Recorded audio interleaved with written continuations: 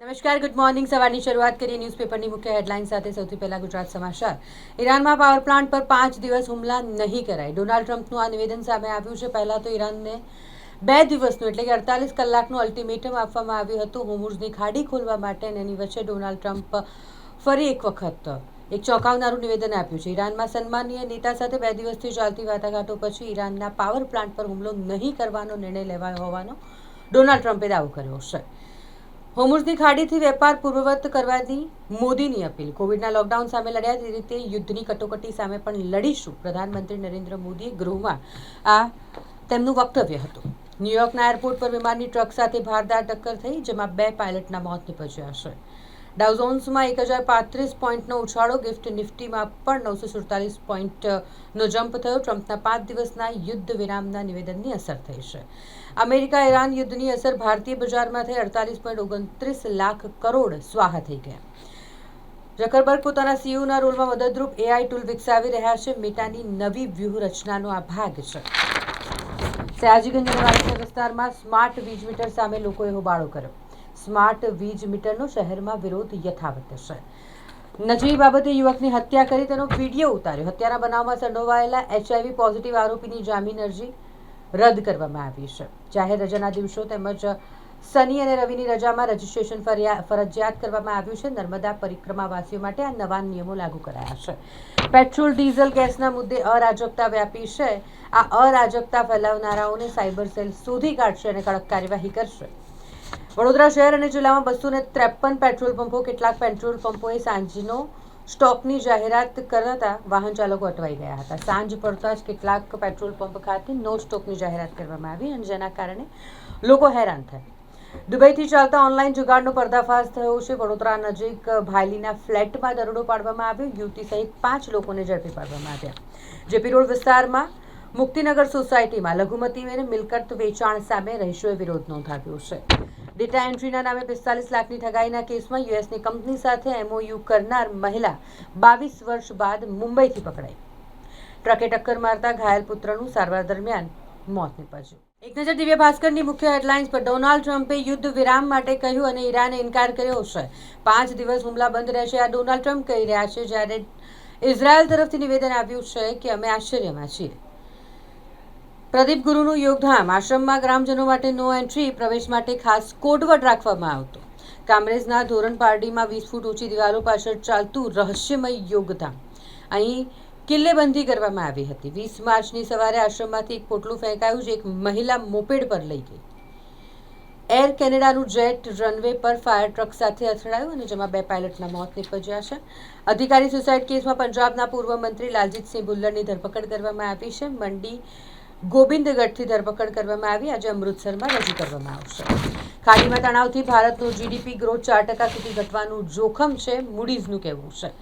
મહિલા અનામત 2027થી લાગુ કરવાનો પ્લાન છે. સીમાંકનની શરત દૂર થઈ શકે છે. ભાજપ RSS આદિવાસીઓને વનવાસી કહી અધિકારો છીનવી લેવા માંગે છે. રાહુલ ગાંધી જે વડોદરામાં પહોંચ્યા હતા, વડોદરાથી કેન્દ્ર સરકાર પર પ્રહાર કર્યા છે. પેટ્રોલ ડીઝલના પૂરતા સ્ટોકની સરકારની ખાતરી, તેમ છતાંય અફવાને કારણે પેટ્રોલ પંપો પર લાંબી કતારો લાગી. અમદાવાદ, વડોદરા, સુરત, રાજકોટમાં પેટ્રોલ પંપની બહાર ભારે ધસારો જોવા મળ્યો. પેટ્રોલ પંપો પર લાઈનો લાગી, જેમાં રોજનું 8 લાખ લીટર પેટ્રોલ માત્ર 5 કલાકમાં જ વેચાઈ ગયું. અમરનાથ યાત્રા આડે ગેસનું વિઘ્ન. વડોદરા શહેરના 140 ભંડારા માટે 980 બોટલની જરૂર. હજુએ તારીખ જાહેર નથી કરાઈ. સામાન્ય રીતે માર્ચમાં મેડિકલ ચેકઅપ અને તે પછી યાત્રા માટે રજીસ્ટ્રેશન શરૂ થતું હોય છે. યુદ્ધની અસર. મેડિકલ સર્જિકલ સાધનોના ભાવ 15% વધી ગયા છે. પ્લાસ્ટિકના ઉત્પાદનમાં ઘટાડો થતાં ભાવમાં વધારો થયો છે. નર્મદા પરિક્રમા માટે ગયેલા આસિસ્ટન્ટ મેનેજરનું હૃદયરોગના હુમલાથી મોત નીપજ્યું. પાલિકાની ચૂંટણી પૂર્વે 19 વોર્ડના મતદારોની પ્રાથમિક યાદી જાહેર કરવામાં આવી. 2.38 લાખ નામ કપાયા છે. SIR બાદ 164 બૂથ ઘટ્યા. લોકો વાંધા રજૂ કરી શકશે. વડોદરામાં આજે ગરમીનો પારો 38 ડિગ્રી સુધી પહોંચે તેવી સંભાવના છે. એક નજર ગુજરાત મિત્રની મુખ્ય હેડલાઇન્સ પર. રૂપિયાનું ઐતિહાસિક ધોવાણ થયું. પ્રથમ વખત 94ની સપાટી પર પહોંચ્યું. ગુજરાતમાં પેટ્રોલ પંપો પર લાંબી કતારો લાગી છે. અકસ્માતનો માહોલ. નો સ્ટોકના બોર્ડ પેટ્રોલ પંપ પર લાગ્યા. સપ્લાયમાં થોડો વિલંબ છે. પૂરતો પુરવઠો ઉપલબ્ધ છે. સરકારનું આ નિવેદન છે, તેમ છતાંય લોકો અફવાને કારણે પેટ્રોલ પંપની બહાર લાગી ગયા છે. ક્રૂડ ઓઇલના ભાવમાં 100%નો મોટો કડાકો થયો. ટ્રમ્પના નિર્ણયથી વૈશ્વિક બજારને રાહત. બ્રેન્ટ ક્રૂડ ઘટીને બેરલ દીઠ $100 નીચે જતું રહ્યું છે. જોકે હજી પણ સપ્લાયની ચિંતાઓ હોવાથી ક્રૂડનો ભાવ બેરલ દીઠ $110 રહેવાની ગોલ્ડમેનની ચેતવણી. ઈરાન સાથે મંત્રણાના ટ્રમ્પના નિવેદન પછી અમેરિકા યુરોપના શેરબજારો ઉછળ્યા છે. મહિલા અનામત કાયદો વહેલી તકે અમલી બનાવવાની સરકારની હિલચાલ દેખાઈ રહી છે. અમેરિકાના વિઝામાં મોટો કાપ. ભારત અને ચીનને સૌથી વધુ ફટકો મળ્યો. પેરુની વાત કરીએ તો એન્ડીઝ પર્વતમાળામાં બસ ખાબકી અને જેમાં 9 પ્રવાસીઓના મોત નીપજ્યા છે. ચીનમાં પેટ્રોલ ડીઝલના ભાવમાં તોતિંગ વધારો થયો છે. યુદ્ધની બિહારના લગ્નો પર આફત. અનિલ અંબાણી ગ્રુપ સામે ઢીલી તપાસ બદલ સુપ્રીમે સીબીઆઈ અને ઈડીને ખખડાવ્યા. લંડનમાં યહૂદી ચેરિટીની 4 એમ્બ્યુલન્સ ફૂંકી મારવામાં આવી. કોઇન ડીસીએક્સના કો ફાઉન્ડર્સની ધરપકડ કરવામાં આવી. 71.6 લાખની છેતરપિંડીનો આરોપ છે. સોની ટીવીનો 51% હિસ્સો TCL 8,300 કરોડમાં ખરીદશે. લોકો અટકળો લગાવી રહ્યા છે. શું હવે સોની ટીવી બંધ થઈ જશે? બજારમાં બ્રાવિયા બ્રાન્ડ્સના ટીવી સોનીના લોગો સાથે જ મળતા રહેશે. ગેસનો બાટલો 10 કિલોનો મોટો સવાલ છે. અબુધાબીમાં મિસાઇલ હુમલો નિષ્ફળ ગયો. કાટમાળ પડતા ભારતીય ઇજાગ્રસ્ત થયો. એક નજર લોકસત્તા જનસત્તાની મુખ્ય હેડલાઇન્સ પર. 14.2 કિલોગ્રામના સિલિન્ડરમાં 10 કિલો ગેસ આપવાની સરકારની તૈયારી છે. આ સરકારનો બી પ્લાન LCB અછતને ઉકેલવા માટેનો છે. Sensex 1837, Nifty 602 point down. રોકાણકારોના 14 લાખ કરોડ ધોવાઈ ગયા. ગુરુગ્રામમાં દેશનું પ્રથમ LPG ATM. મિનિટમાં સિલિન્ડર મળશે. લાંબી લાઇનથી છુટકારો મળશે. મોદીએ કૃષિ ક્ષેત્રને ખુલ્લું કરી દીધું. વડાપ્રધાન ભાષણમાં US સામે એક પણ શબ્દ ન બોલ્યા. રાહુલ ગાંધીએ કહ્યું. MS ધોનીનું નિવેદન. હું 60 વર્ષ સુધી IPL રમી શકું છું, જેનાથી તેમના ચાહકોમાં ભારે ઉત્સાહનો માહોલ છે. ચાકુની અણીએ યુવકનો મોબાઈલ લૂંટી ફરાર થયેલ 2 રીઢા આરોપીઓને ઝડપી પાડવામાં આવ્યા છે. કરચિયા રણોલી સુમસામ રોડ પર દોડે દાડે આ લૂંટની ઘટના ઘટી હતી. ડીજે બનાવવાના ગોડાઉનમાંથી 3.42 લાખના સામાનની ચોરી થઈ. 1 લાખના એલ્યુમિનિયમ ફોઇલની ચોરી કરનાર 2 તસ્કરોને ઝડપી પાડવામાં આવ્યા છે. ડેટા એન્ટ્રીના જોબ વર્કના બહાને 32 લાખની ઠગાઈ કરનાર મહિલા 22 વર્ષ પછી ઝડપાઈ. અમદાવાદ પુરી એક્સપ્રેસમાંથી યુવાનની 3 લાખના બેગની ચોરી થઈ ગઈ. મકરપુરા ડેપો પાસે બેફામ સ્પીડે કાર વીજપોલ સાથે ભટકાઈ. સદનસીબે કોઈ જાનહાનિ નથી થઈ તે રાહતની વાત છે. વાઘોડિયા રોડ પર ટ્રાફિકના નિયમોનો ભંગ થતો જોવા મળ્યો. જીવના જોખમે લગેજ સાથે મુસાફરી છત પર બેઠેલા દેખાયા. 70થી વધુ નાના મોટા ઉદ્યોગો ગેસ સિલિન્ડર ન મળતા ઠપ થઈ ગયા છે. આજવા રોડ સરદાર એસ્ટેટના વેપારીઓની કલેક્ટરને રજૂઆત.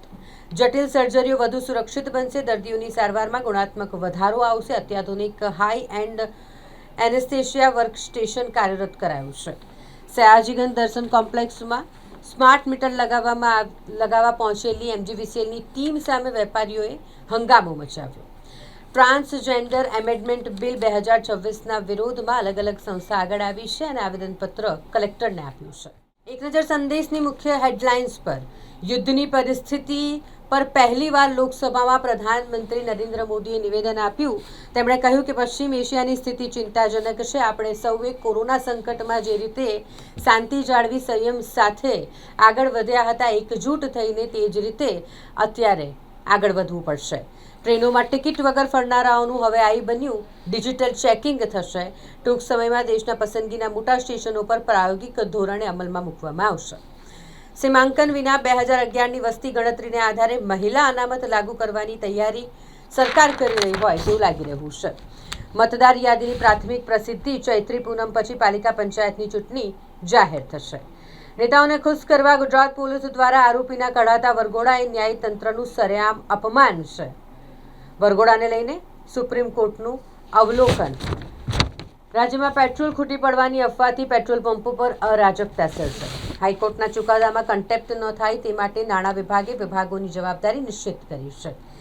Kandla Mundra container transport welfare association દ્વારા ભાડામાં 20% વધારો કરવામાં આવ્યો છે. રામનવમીએ પાંજરીગર મહોલ્લા પાસેથી શોભાયાત્રા લઈ જવાની ભક્તોએ માંગ કરી છે. ફતેપુરામાં 3 વર્ષ પૂર્વે શોભાયાત્રા પર હુમલો થયો હતો ને ત્યારથી બંધ થયું છે. વૈશ્વિક તણાવથી વિશ્વ યુદ્ધના ઉંબરે આવીને ઊભું રહી ગયું છે. વડોદરામાં ગિની બિસાઉના પૂર્વ વડાપ્રધાન બોર્સે આ નિવેદન આપ્યું છે. શહેરને બદલે જિલ્લાની શાળાઓમાં મૂલ્યાંકન કેન્દ્રોથી પરીક્ષકોને હાલાકી થઈ રહી છે.